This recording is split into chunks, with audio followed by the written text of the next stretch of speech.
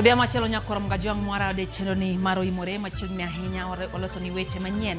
Odia moni mara Jumapil tarehe 14 mara uchiel ganario prario dwe mara bich ganario prario kod hauchiel nyakorom gajwang weche mag siasa osebedo kadhi mbele pachoka wa Miller kaka nobedo kabende nek podo timo newa pachoka nyakorom gajwang machielo ochako kwanye Mbakasi wa Miller kutendre kod weche gi mabende koro duoko mare poko ngere ni broidore nade pachoka ikinyama koromi ochego magarita medo mana kethore wa Miller chenoni maro imorego kod mbaka lai enaria deka uchiel nono wantie live Facebook Ramogi TV ke imo ma X kachel gi Ramogi TV Kenya mbui mar YouTube magi thundweche.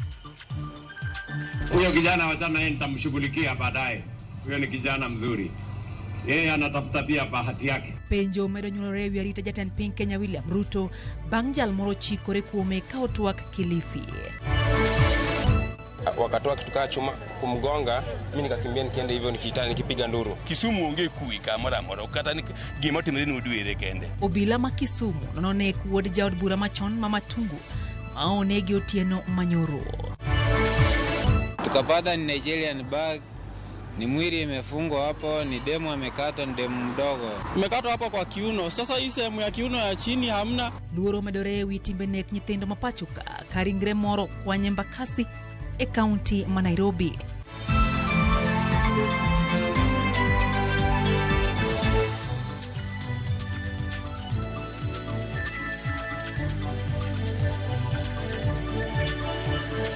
Machiegni nyakorom gajwang jaloko en Belinda Phillips nyinga Lydia Okeo.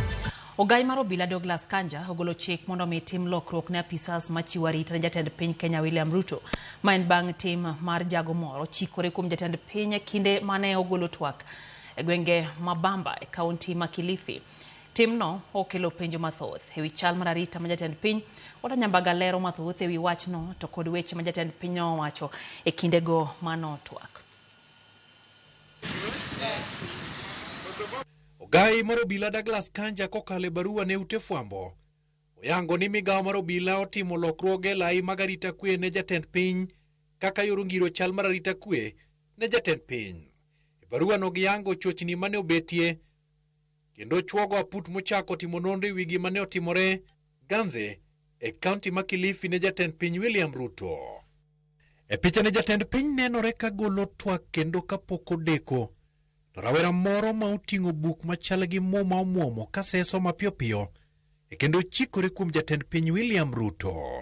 Okang' mane oweyo luoro mathoth kendo arita kwe owuomo kalo. E kata kamano apisas mag arita kwe opone mapiyo kaguyo e kendo tiele lo kapok jatend piny William Ruto rese lwet joritne. Huyo kijana hana shida. Nafikiri amejifunza kutoka Fikirini Jacobs kwamba nafasi ikipatikana asiipoteze. So huyo kijana wachana yeye nitamshughulikia baadaye. Huyo ni kijana mzuri. Yeye anatafuta pia bahati yake. Ma mokwongo arita kwe kethore romo ma jatend piny William Ruto nitiere e dwe mar ariyo mar higani e kaunti ma Wajir. Jachung' laro lemo mar MCA Wajir East Ward Ahmed Mohamed ne ongechore kuom jatend piny William Ruto. Motelo ne mano e jumano e kinde nyasi mar nyota e kaunti ma Mombasa, ojana moro ne ong'wel mochopo kuom jatend piny William Ruto kendo kelo luoro mag arita kwe e kinde nyasi. E kaunti ma Migori bende ojana moro ne okichore kendo diro wuoche kuom jatend piny. Magi e kinde mamoko osenyiso yulo mar apisas mag arita kwe marito jatend piny William Ruto. Kata kamano, e kinde romo ma Kilifi, Ruto to oko ni oseloko kit siasa masani e Kenya kuwuok e kwede mag dhoudi kendo kelo ganda jo Kenya kanyakla. Niliamua ya kwamba tutabadilisha siasa ya Kenya. Na siasa ya Kenya imebadilika. Na ndio mnaona inawachanganya wanasiasa wengi.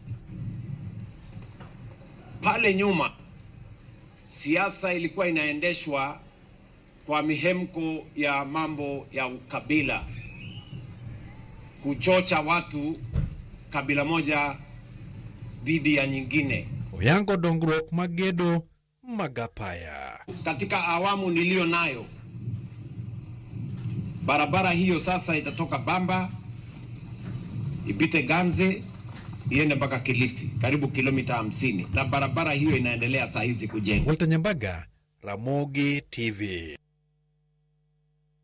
Obila mago kwach kijo chako timo nonro bang' jonjore mapok oyangi chuoyo kendo nego Hannington Were ma en wuod jaod bura machon ma Matungu David Were e boma Kisumu otieno ma piny Rugodo kawuono kaluwore kod Peter Mutua osiep Hannington. Jonjore go omonjo gi kar saa 6 mar otieno e kinde mana gidhi nyiewo chiemo kaka Cynthia Onyangole ranyuola mar Hannington yuago ratiro ka gikoni wuodgi machielo bende nyocha onegi e yo ma ok ler e boma ma Nairobi dwe mar achiel higani. Okinyi mar chieng' Jumapil, seche machuok bang' obila kao ringre Hannington Were, ranyisi mar rembe pod nenore e lowo kama nyogame muya mogik. Ranyisi mar lweny mapek mar ringruok ma obedo kapok chunye ochot bang' jonjore ariyo manoidho apiko monjogi kendo chuoye kod gima bith e chuny otieno machiegni kod kar dak mar Robert Ouko e boma ma Kisumu. Osiepne Peter Mutua yuak ni ne otemo kwayo resruok e kinde monjno, to temo mare ok onyago olemo. Wasimamisha nikaa tunataka kupanda pikipiki, kumbe hawako wanasimama, wakaenda wakashuka na hii barabara. Kumbe baada ya kushuka kidogo hivyo walipinduka, wakatoa kitu kama chuma kumgonga. Mimi nikakimbia nikienda hivyo nikipiga nduru. Kupiga nduru nikaenda nikaita jamaa wa pikipiki pale mbele, kumuita pale mbele, tukirudi hivi tukapata kumbe walisumbuana, akatoka pale kwa barabara, tuliwapata hapa kando. So it's like walibishana na yeye. Sasa sijui alimdunga ama alifanya nini. Won Hannington main jaod bura machon ma Matungu David Were oyango ni wuode ni kod adhola mar pala mochuo ng'eye gino madibedni emano kelo thone. Ameniambia alikuwa na stab wounds za kisu kwa mgongo huku nyuma. Alikuwa amechomwa mara 2 kwa mgongo. Na hiyo ndio ilifanya bleed sana akafariki. Gichuny lit oparo nek mar wuode maluwore gi Hannington mabende nonegi e boma Nairobi dwe mar achiel higani, mowacho ni nyaka sani okwach kich pok omiye ler ewi nek mare. Kijana wangu yule ambaye huyo anafuata pia iliwawa kule Nairobi Januari tarehe 9. Na of course DCI bado wanasema wanafanya uchunguzi. Ni kitu ya huzuni. Pengine ile ningesema tu ni kuwa DCI waharakishe investigations zao. Magi timore e kinde ma jodak ma Kisumu to nyiso luoro margi ewi magi wacho ni medruok mar timbe njore e kaunti no. Tumefika hospitalini tukapata mwingine watchman amepigwa kule Ubunga, yeye pia kwa hali mahututi. Ikiwa wanataka kitu siwachukue tu, kwa nini waue? Kisumu onge kui kamora moro kata ni gima timre ni udwere kende. Sani kiwe ka kamoro kingiyo kengi ja pipiko kali ko lura. Nyaka ngama onge kode wach wadaki fia moko ni gobedi ni watema gine yodere kuomwa. Hii area along to Mountain View pako Kore, hii area iko dark sana. So tunaomba county government of Kisumu na security wa Kisumu angalie hii area ikuwe na light sababu ni dark na piga watu hapa. Gidwaro mondo serikal otiekre kod jonjore mani kod wang' teko kendo monjo jopiny odiochieng' alanga ahinya mago matiyo kod apiko kod mago maliwo jopiny kendo nego e otieno. Ni serikal ok ngotieknwa mambogi mokwongo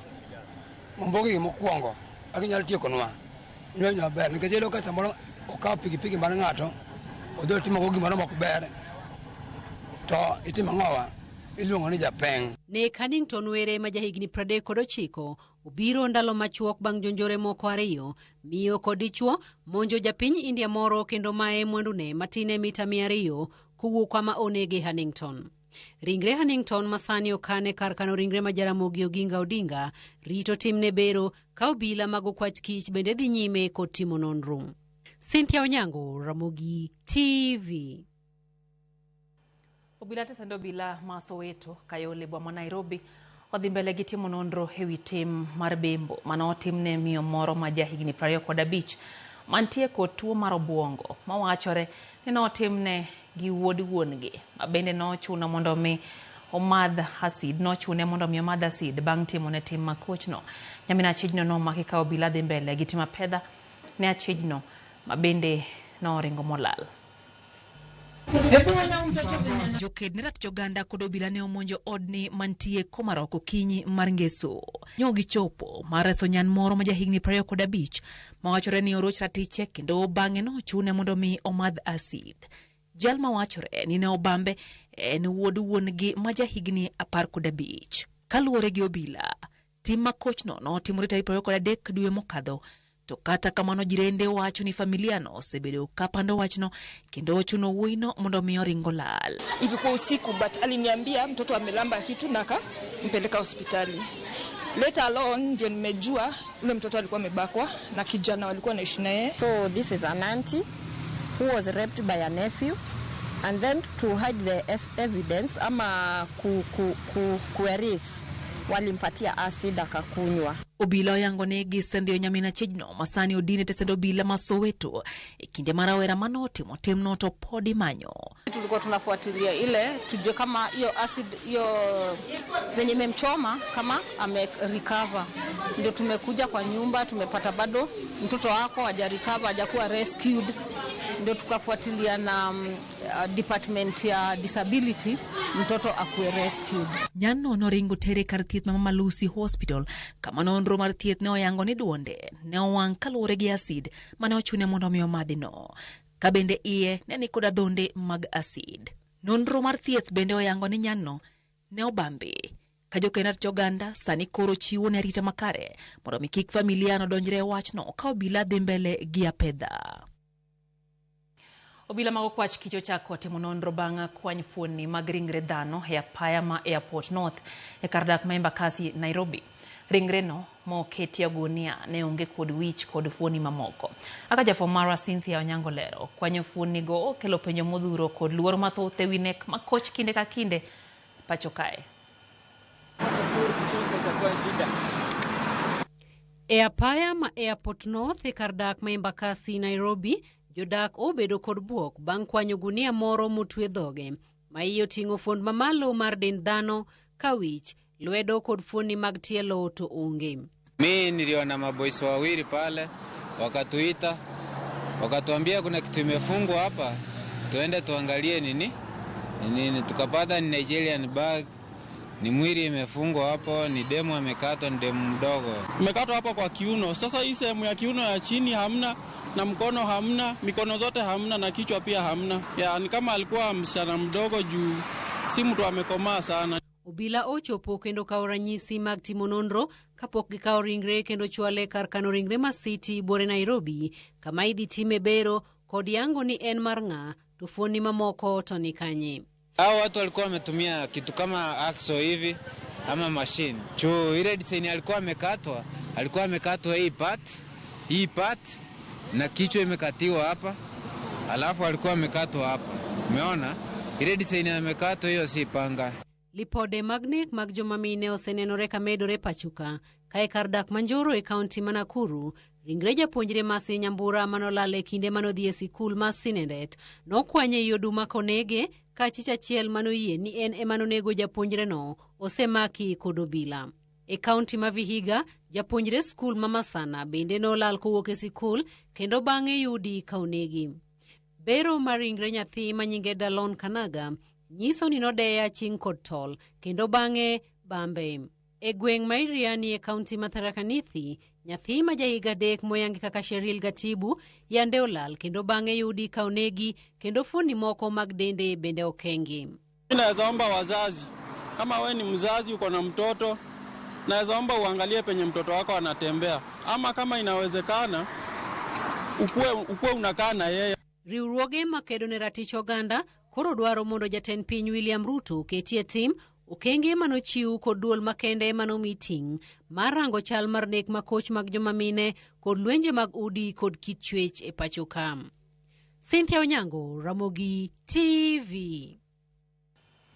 Gini weche machando paro nyakoro mgajiwang ginek ma wagori pod gi kamosiko. Neno ka Emmanuel Oduor penjo ni jatend migao mar arita ntiere kanye.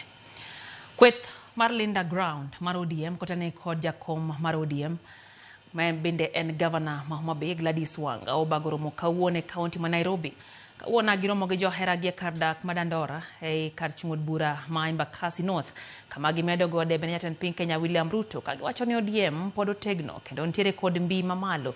Cleophas Oluoch nigi ler mathoth. E kar chung'od bura ma Embakasi North, jokanyo mag duond bura mar ODM ne odonjo gi maino ka ginyiso ni duond bura no pod ni kod mbi. Bende ne gidhi nyime gi lando injili mar Linda Ground ka otelengi kod jakom mar ODM Governor Gladys Wanga. Wanga TV. Gladys Wanga ne okawo thuolo mar singo ne jokanyo mag ODM ni gin kod mbimu tegno kata doko ni apaka mapek nenore kagoyo duond burano. Chama cha chungwa tukiongozwa na baba Raila Amolo Odinga tumepigania masilahi ya wananchi, tumekuwa kwa barabara, vijana wetu wameuawa. Ile ambayo tumebadilisha ni tactics, tumebadilisha style ya kupigania wananchi wa Kenya. Tunapatia Ruto 2 term. Wapi 2 term ya Ruto kwanza? 2 term ya Ruto. 2 term ya Ruto. Tumeshaamua tunapatia Ruto 2 term kama ODM. Lakini hizi viti zingine tutataka heshima nazo. Mahali kuna ODM ibaki, zoning lazima ifanywe. Chama cha chungwa inaongozwa na Daktari Oburu Oginga. Na mimi, yours truly, mimi ndio chairperson wa hii chama kikubwa zaidi. Kawuono Wanga kod Lange ne otelo e nyasi mano mar solo pesa kata rambe ne joma mine. Bende ne omedo goyo debe ne jatend piny Kenya William Ruto ka owacho ni ODM biro bedo e sirkal to kiero mabiro. ODM will be the government or part of the coalition forming the government. Mambo ya opposition, tunaambia opposition bye.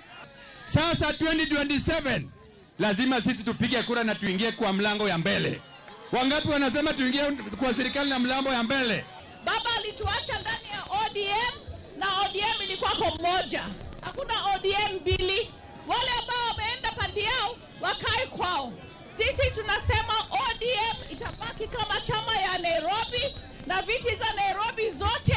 Sisi kama watu wa ODM tutajaribu juu chini tuweze kufanya nini kuhakikisha kuwa legacy ya baba itabaki na sisi. Moko kuom jotelo ma Nairobi ne odok ne Gladys Wanga ndalo manok tok ka duoka nonenore kinde kod gavana ma Siaya James Orengo. Kwa heshima, sisi tunamheshimu, tunaheshimu kikundi yao na pia hao waheshimu sisi. Mama Gladys Wanga ni chairperson wetu wa ODM. Awachane na mama, afuate sisi watu wa Malongi. Awachane na gavana. Sisi ndio tuko na longi kama yeye. Kama ataka maneno akutana na wanaume.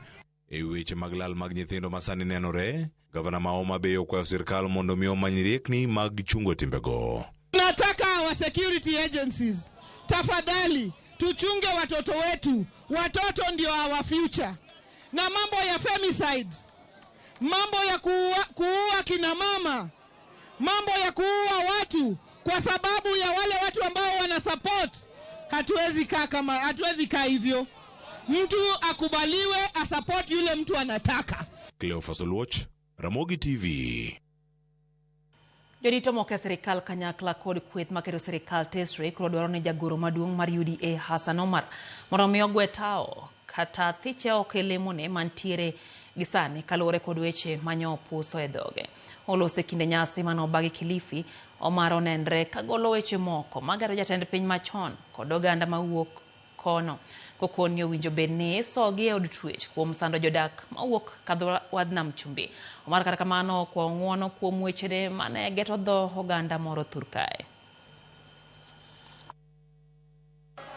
Wale walituchukulia mashamba Kwale, wale walituchukulia mashamba huku katika maeneo ya pwani yote, na waambia mkuwe tayari kuregesha nazi. Wenye nazi sasa wako tayari kuja kuzinyakua. Wale vikaragosi wa mahayati waliopita na watoto wao waliotudhulumu, kwa Waislamu waliopotea na watoto waliouliwa kiholela, nyinyi si wa kwenda State House. Wewe na wengine waliokuwa na wewe ni wakwenda kule Shimo la Tewa kwa zile dhulma walizofanya. Akiendelea kuongea hivyo tutaenda kumtoa kwa hiyo kiti, aende akienda. We cannot allow such utterances from a leader who is going to lead us. We cannot allow that. I want to tell him that is a no-go zone. We are behind the President of the Republic of Kenya. You are not the one getting elected. It is the president who is getting elected. Hatukuli chakula ya mwingine, hatuchukui kitu ya mtu mwingine. Sisi tunajifanyia kazi kwa bidii yetu, na hatutaki kusikia mtu yeyote ana incite communities zingine ziwe zinatuangalia kwa njia isiyofaa. We must petition ICC on official capacity to make sure that Hassan is held accountable of his utterances. So it is not enough for the Secretary General of UDA to apologize. His party leader must be held to account for those statements. Kweth makero sirikal tesre kanyakla kod moko kuom jodolo chao dhok mamoko kuom josiasa masiro piny owacho nyogolo ne gibiro timo duto maginyalo eneo ne giyudo loch e yiero mabiro ka gikoni weche makamano nyalo rocho kwe mapacho kae. Ne giloso Bungoma e kinde chenro mar chano ikuon mane en governor ma Bungoma Wycliffe Wangamati. Jaduong Patrick Kimingechi Wangamati jotend duond bura mar DAPK osiemo duol mar IBC mondo mi obed motang' mane ni onge kuo mora mora mar ombulu motimore e yiero maduong' mabiro. Gikone gi chich ni yiero maduong' no inyalo rochi kod sirikal ka bende ginyiso josiasa masiro broad based mondo mi obed motang' kod weche mawuok e dhoge. Mage timore kinde ma josiasa masiro jatend piny Kenya William Ruto no bagoromo Eldoret kama bende ne gigo debe ne jatend piny ka gipuoye kuom keto kenge mag jiwo kwe thur kae.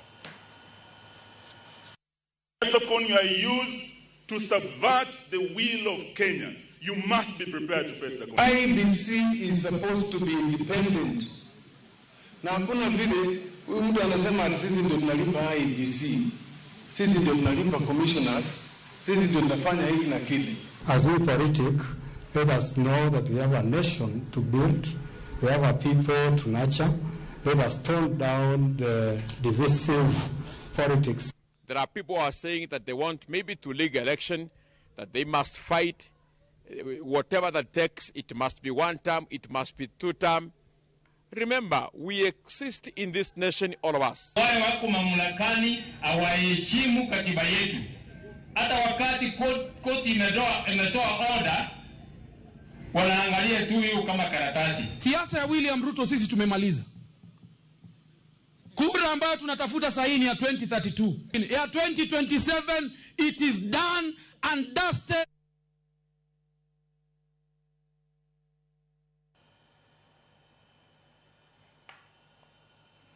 Mokuom jotelo mawuok e kaunti ma Embu oseo mokalo maundu manyocha onene kinde ng'anyo mar kwedo nengo mar mauta e kaunti no.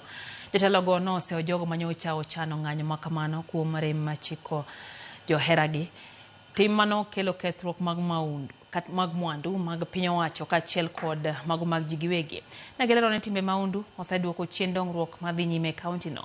Kutane kod gavana ma Embu Cecil Mbarire gilero ne jong'anyo ne godimbre kendo rit kwe kinde ma gisundo sirikal mondo mi owinj kwayogi.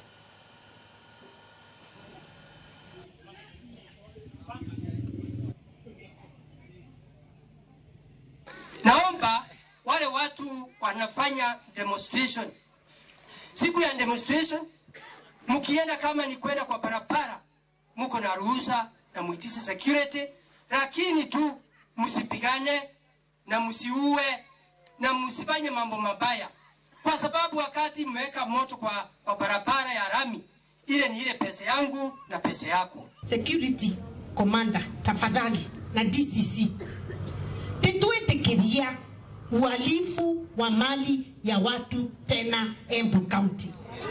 Hao vijana wanajulikana, picha zimekuja kwenu, mnawajua, wachukuliwe, warudishe mali yetu na wapelekwe kotini. It is okay to demonstrate, but it is wrong to destroy property. Tafadhali demonstrate. It is within your constitutional right, but do not destroy property. Tunataka hao vijana kuwaona mbele kotini ili iwe funza kwa wengi. Hao si watu ambao wanaandamana, ni wahalifu ambao wanaharibu mali na wanaharibu barabara, na barabara ikiharibika hatutaweza kusafirisha mali yetu ambayo tunakuza katika mashamba yetu. Kwa hivyo nawasihi watu ya Embu County tudumishe amani na tutii sheria. Dakika en prario kod adek nyakurom gajuang bang' sa adek mar otieno chenro eno imore hero kamana ahinya kuom medo kete Ramogi TV. Neno kanyo ute mar Martin Ochieng mar Weya wacho ni jomoko dwa mana thogi. Ere chir ma in go mar kwako jatend piny. Haya, kata Elijah Marshall wacho kanyo ni weche gichopo ne Oyugis Nyang'ela lit sana oworo kama koro bila usiku mana ne timo nonro bang' nek. Wacho ni mane gimo joge kende. Wacho ni ok en gima kare kanyo gi Eunice Auma Yuninyo Polo mano mamagi. Peno kanyo brother Favor Joel wacho ni moko lit wach nyako mokwany belit ndi entira wendo neno weche gi makare. Awiti Jarodi wacho ni entire kodwa e chenro en bende koya Rodi Kopany kaito Steve Oreore bende wacho kanyo ni wakwayo kanisni mondo lemie ne piny Kenya kama koro piny ochikoni en kuma betek matin. Brother Favor Joel ni kacha kendo kaito Tis Nyawade KE wacho ni sindo mwalo weche gichopo ne he yo makare ahinya. En kanyo gosiepege kaito wacho kanyo ni jopiny winjo matek mondo ne kaka itimo barabara mawuok Sindo kochomo Nyabomo. Wacho ni okosebedo maber ahinya.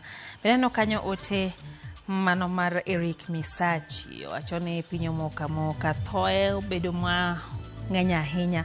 En gino abende koro sane chapo wi oganda nyakorom gajuang Pastor George mar Homa Bay Glow Church kachiel gi Madam Vida mar Nyal Kinyi Primary.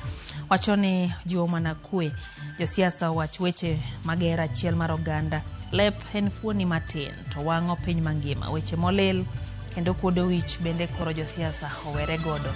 In kanyo gi Pastor Elizabeth mar Bongo Glow Church. Jarosoja wacho kacha ni entiere koda chenro kaito wacho kanyo ni gin kanyo congratulations to Gor Mahia kuom kaw league.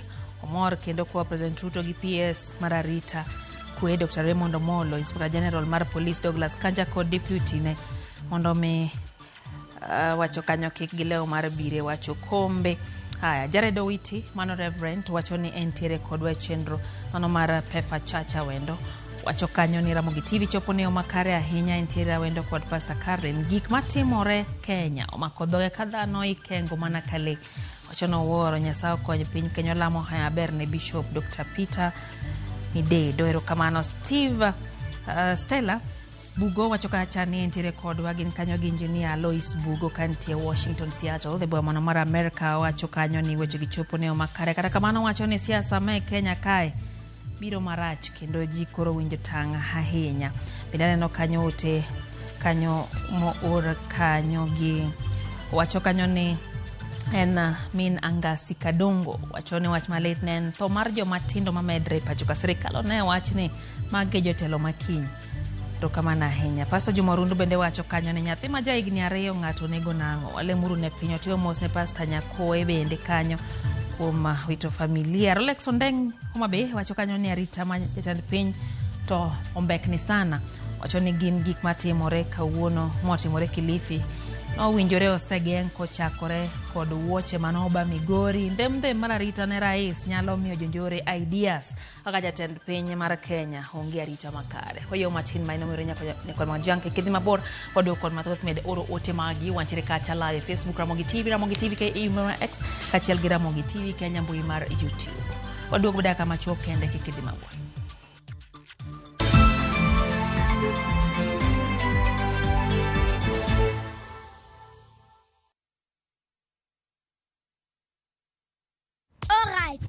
Listen up. Colgate is on a mission. It's kind of a big thing. Colgate Herbal uses traditional nature's herbs and combines it with Colgate Science for healthy gums and strong teeth.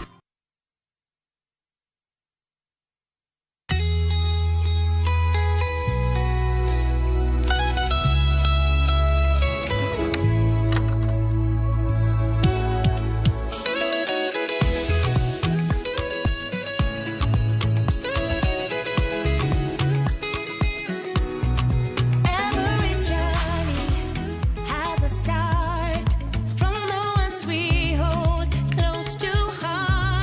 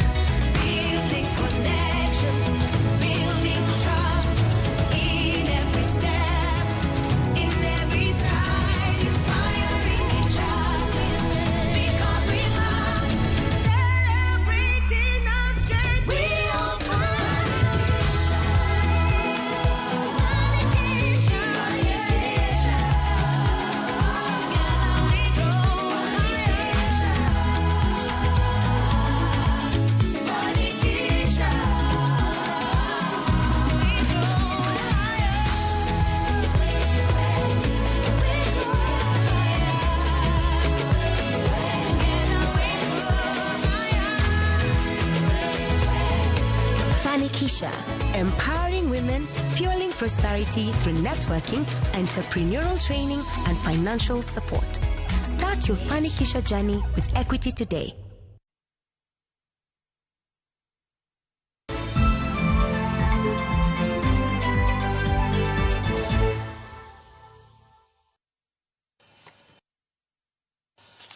Machiegni kiro nyakoro mgajwang. Sirikal mar Kenya oyangoni osetimo pim ne ji 48,000 mar yango chal margi mar tuo mar Ebola e kinde ni ma imedo ridi nonro e kuonde ma idonje pachoka kaka pewe ndeke kod rode mantie tong Kenya gi pinje malibamba. Ten migao mar thieth Eden Duale wacho ni Kenya ni akicha mar gengo donjo mar tuo ne pachoka komedo jiwo bede sirikal duto koriwo sirikende ma county okauting mar jiwo rameny na ngima oganda. As of today, we have screened 48,000 people, and both the national and the county governments in our country have continued to map up areas that we shall be using for holding and isolation centers in order to facilitate treatment and care in case we reach that stage. Jodak gwenge ma Kabianga obedo gi hichwang bang' maka chich mitudo kod kuo mar nyamburko moseweyo ji mathoth kod lal e alwora ma sub county ma Belgut. Jodak ma Kabianga kachiel kod joma noselalo gechegi kuom dweche 6 mokadho nobago ng'anyo mar wuotho ka gidhi e tesend obila ma Sosiot kod ywak ni obila go ninde tijie. Kata kamano okwagi mondo giket mana kwe ka nonro itimo. Achijno odinegi obila Kirit chwale doho.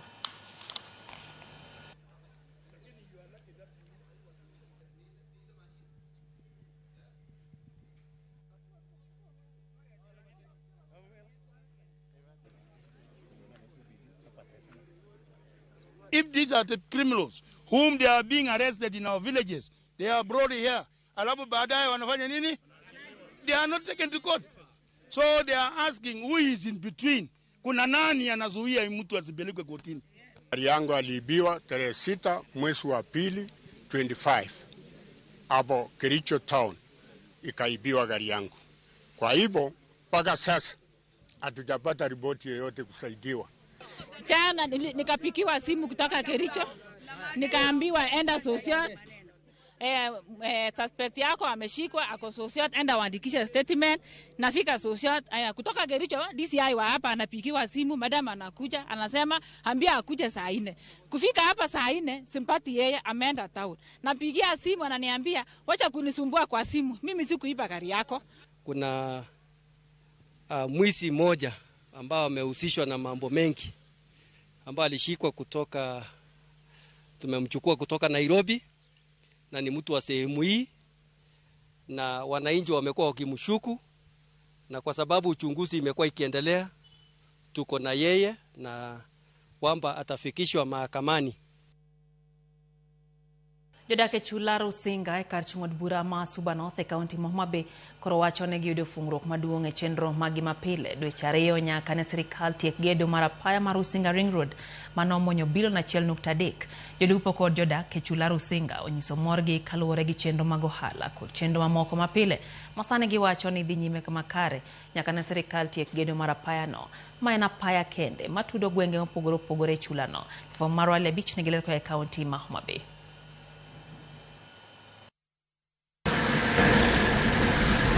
Gedo mar apaya mar Rusinga Ring Road mayudore ka Chulbura ma Suba North en achiel kuom chenro madongruok ma jatend piny William Ruto ne ochako e kaunti ma Homa Bay kaluwore gi chenro mag dongruok motimo e tung Kenya mangima. Rusinga Ring Road mabor ne romo kilomita 19.6 ne omuonyo omenda mar sirikal bilion 1.3 kendo jatend piny Kenya William Ruto e limbe mare mar tich manotimo e kaunti ma Homa Bay dwe mar 3 higani ne oyawo ayanga apaya no mondo koro jopiny ochak tiyo kode bang' ka ne osetiek gedo mare ka jopiny e Chula Rusinga wacho ni gedo mar apaya no oloko sura mar chulano kendo semiyo chumi mar alwora no dongore.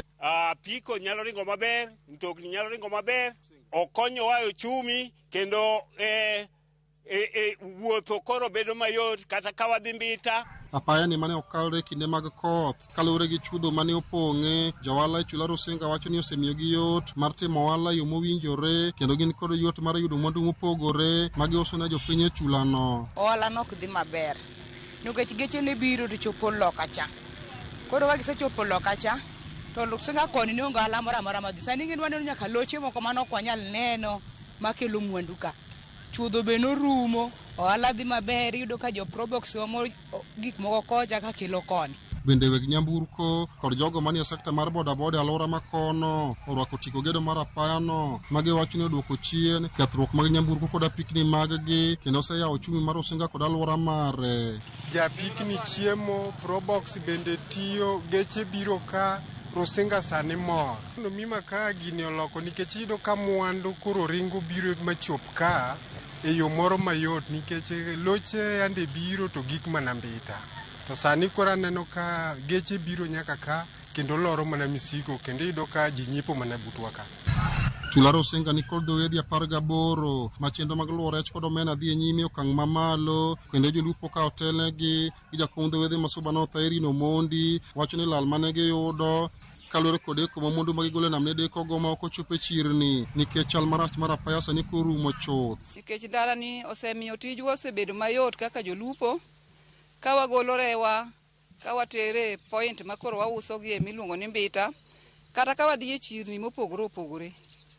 Nikech nitiere chon ndara ni ne rach kabisa kendo ne mondi wuog gi rech e bicheswa mar Rusinga kaendi ka koro idwa dhi e town ka koro iterore idhi yudo kuma gari nitiere ne ok bed mayot.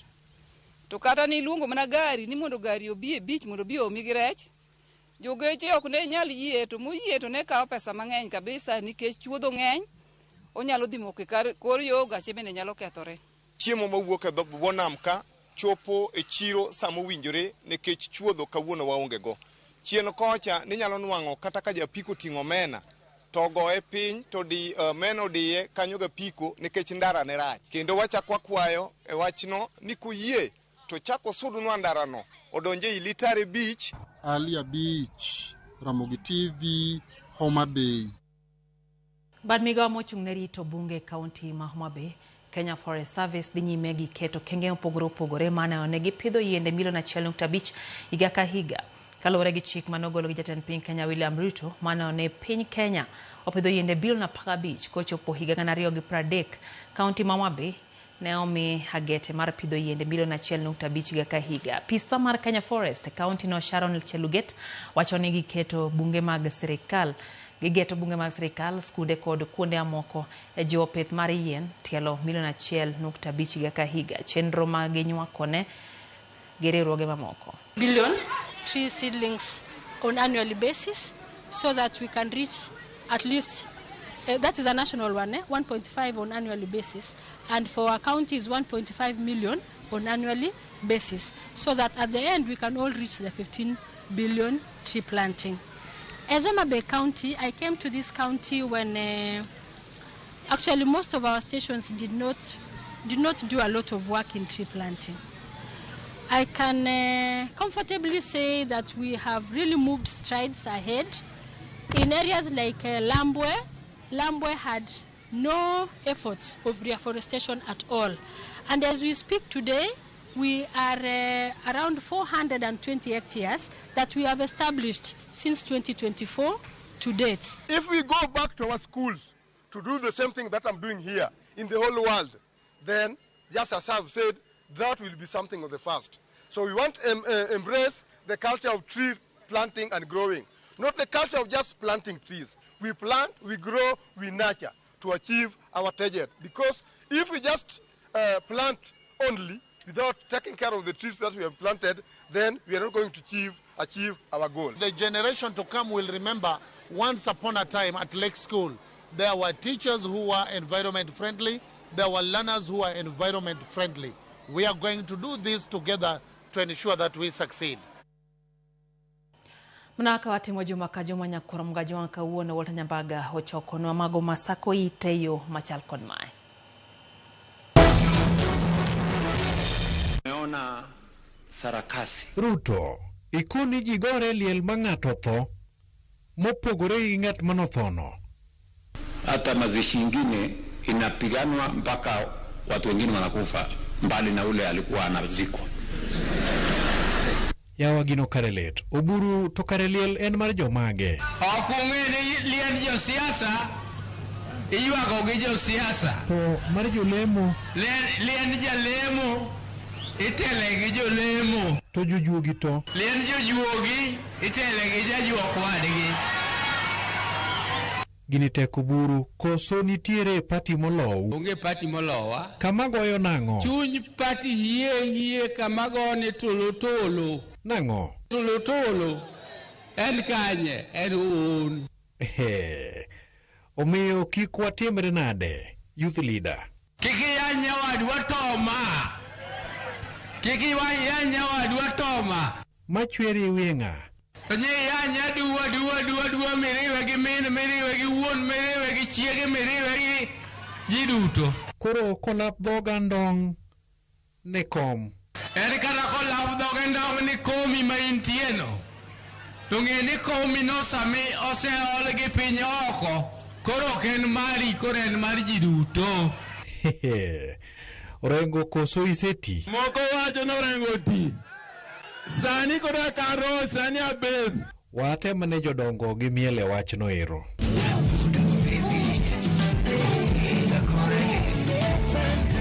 Masara, ang'o momiyo ji gwere? Momiyo ji gwere, wan je Raila Amolo Odinga gi Jaramogi katho, ne giwewa ni wan nyikwa Ramogi Ajwang'. To ang'o mosetimore? To chilo gini odhi obedo kamoro, ni koro tinde wan nyikwa kuru, sina kuru, kukulu banga. Kata uru nyingino kende, dongu wijo ka en tabu. Nang'o? Nyikwa kuru, sina kuru, kukulu banga. Dani nwane wachni. Sina kuru kukulu banga madognam. Wachane. Kuru kukulu banga la dogma. Ya Dani nwane gini endi. Kuru kukulu banga la dogma.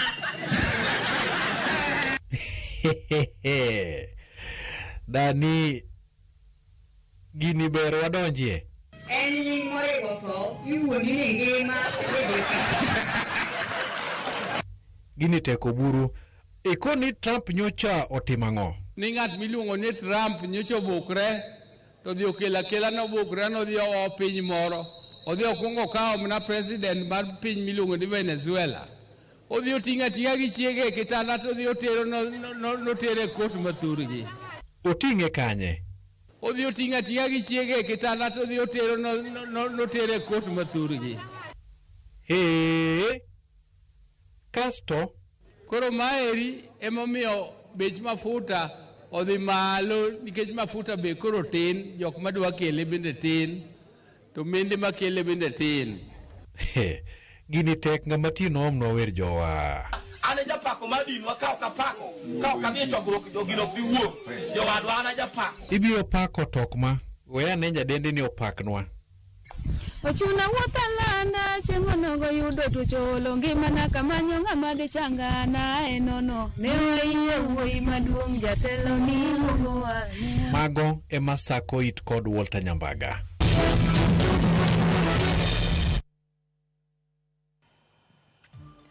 Mano Walter Nyambaga nyakwar sina kuru. Hai, erokamano kuom Ramogi TV wako yo machielo nyakoro Ramogi Ajwang'. Kata kamano Chemotho bila wacho ni wach ikruok ne tuo mar Ebola dwarore matek. Borders mantiere kod panya roots mathoth koro scanning winjo bed ni keto motegno. Wach karicho no dwaro tudruok machiegni kind jopiny kod obila. Society who chooses war with the police better makes peace with the criminals. Mano kanyo kako obila okete.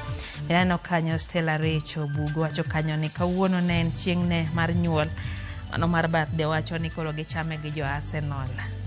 Okay, happy birthday Stella. Bende en chieng' nyuol mar Faith Mzomo Mwalimu. Mano bende en jahera mar Ramogi TV matene ahinya. Mwalimu walamo ni hayo makare. Bende chieng'ni bende koro idialo chieng'ni mar nyuol.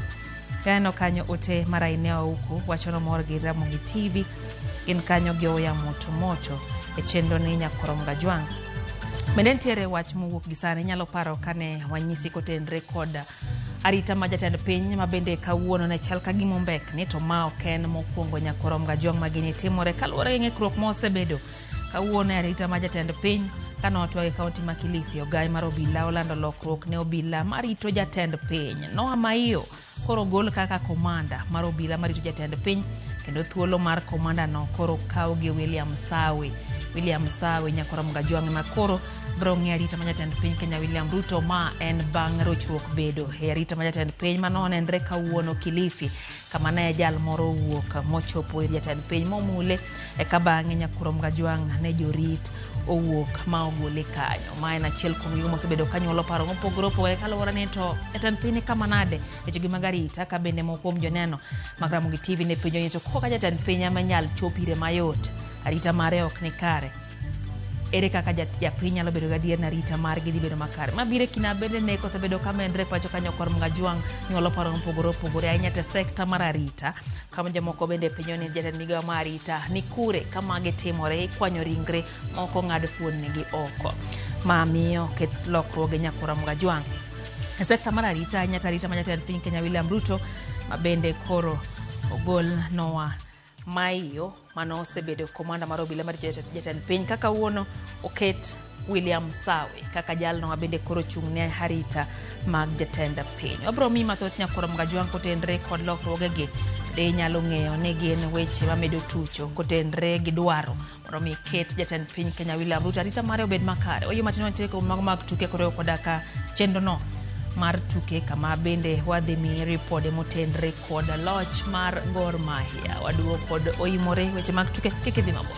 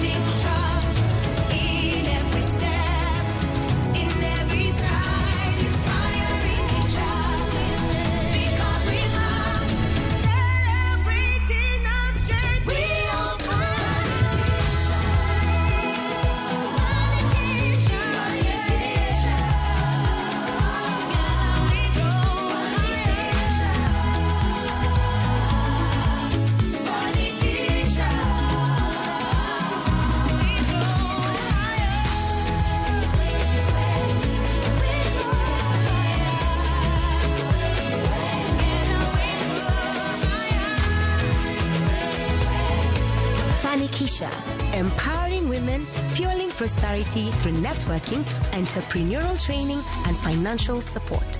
Start your Fanikisha journey with Equity today.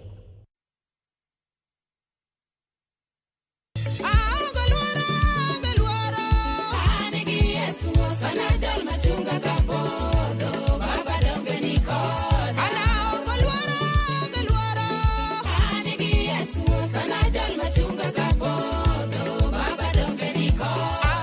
Mondo iyud skiza tune mar wendni, dhi mana star 812 star 784 hash. Ramogi TV en e od joweri duto te.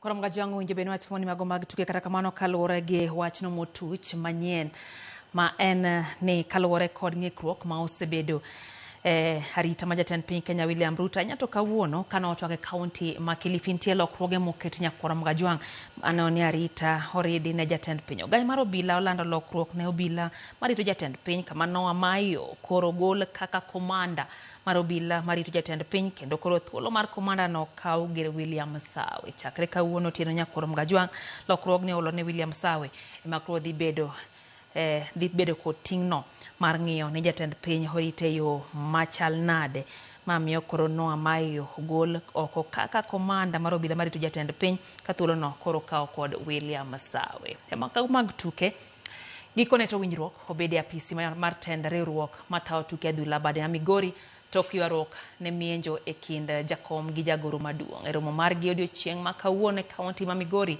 jakom riwruogno Bernardo Tieno Odongo kane wuoyo gi jofwambo lero ni gisebedo gi winjruok kendo chenro mag riwruogno nitiere wang'e. Daniel Ochola ma en jagoro mar FKF bade Migori korka kore olero ni kata obedo ni gisebedo gi gwandruok nitiere kind jotelo go tuke manie bwo riwruogno no dhi nyime ka koro gikwok lepe mondo mi oriw gi lwedo mar kelo telo makare Migori.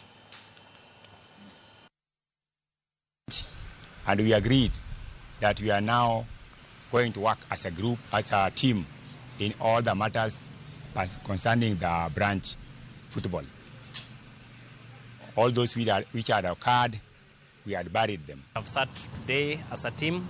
We have resolved all whatever has been transpiring in Migori County, and we have again said and decided that we will work as a team to ensure that we elevate Migori to the next level. Jara mag Arsenal noloko ba ma Nairobi rakware kinde mana gedi ala loch mar club no e tuke adhula lig maduong' e piny mar Ingresa aka jafomaro James Opondo japicha lero johera mag Arsenal lochiko bedo gi nyasi maduong' mohew makawuono pono ne club no kaw kombe mar Champions League odira mabiro.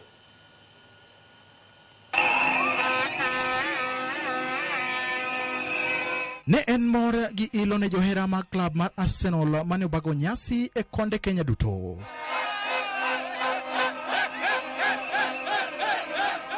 Ne en wuoth gi wer e apini ranyisi ni higni 22 osebedo mar ywak gi mudulak e chuny boma ma Nairobi. Ne giting'o okombe mag nyiewo kaka ranyisi ka giwero wende Arsenal gi mag Nyasaye bongo ma oparo gi season ma higa 2025-26. Kitu nataka kuambia watu wa Man U, niseme. Watu wa Manchester wanafikiria ni AI. Watu wa Manchester wanafikiria ni AI. Na wako wapi? Last time Arsenal won the league, I was 5 years old, and I'm now 27 years old. I'm so happy for the Arsenal team winning after 22 years old. E chuny boma ma Migori, nyasi ne en mana macha. Johera mag Arsenal nokelo dhungruok mag geche ka ohelni ne ochungi e boma no. Kathoad nam chumbi pogruok ne onge.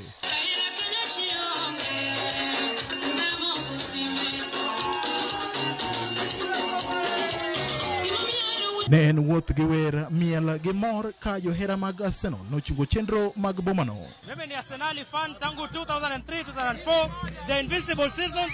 Leo nimefurahi niko hapa Mombasa tuna celebrate Arsenal team kubwa. Thank you Ateta, thank you the Gunners, North London forever. Hallelujah. We thank God for the victory that we have. We thank God for the victory we are waiting for. Amen? Amen. And all in all, we are very grateful. And as Team Migori, we have a lot of planning. We have a lot we are planning to do, and we have a lot we are doing. Johera mag Arsenal nolero ni mor maginyiso kawuono en ranyisi ni giserito kombeno mane Arsenal oloyo mogik e season ma higa 2003-2004. 22 years wait is not a joke. Tumejitokeza sisi sote, tumejitokeza na vijana wetu, tumejitokeza na familia zetu. I'm here with my son Leyan, who is a football fanatic. Nyasi makamae nyisombi maklipi mapinje Ingereza ni godo pachuka. Nyasi majo Arsenal wacho ni biro bedo maduong' ponono ni giloyo kombe mar Champions League mapok giloyo nyaka ne chak club mar Arsenal higni 139 mokalo. Chenye inazuia Arsenal kupiga PSG ni masaa. Tunataka PSG. Tunataka PSG. Alafu hii ligi hatukuwa na kwa mpango. Ile champe tuko unbeaten. Ndio tunataka.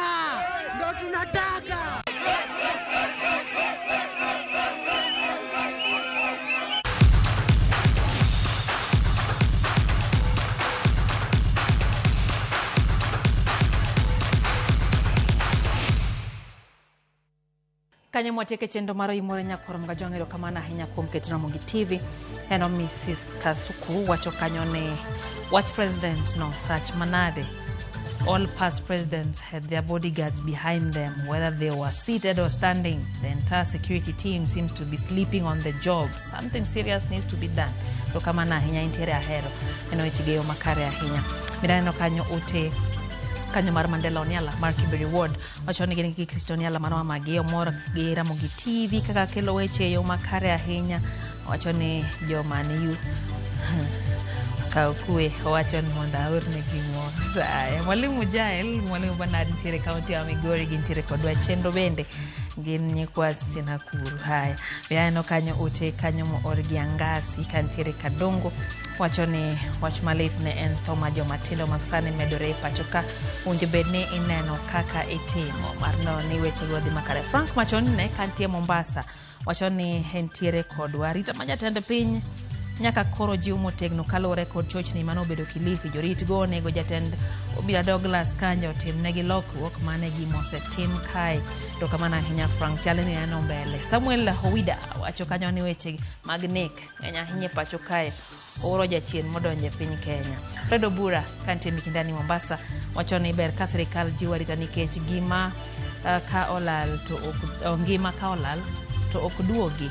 Ano Abdalla Mar nitiere kodwa chenro okwayo mondo jorit ker omed jiwore maber mondo mi ketarita bed makare mane jatend piny miyo karita ne ok ni kare to kata oganda modong' ni Ramogi Jwang bedo ka onge kod geno kata geno bedo matin ahinya. In mikete Ramogi TV nyaka no chak sachel nyaka sani nyaka Ramogi Jwang hero kamana hinya kata kamano pontie cheno moko medikete mane Ramogi TV wakono tieno makare hello team one weche gi chopunio makare wagwero kamano so ya kagja loko Belinda Phillips kachel ge director Marabobo Hula Gilange uninde makare nyinga Lydia okay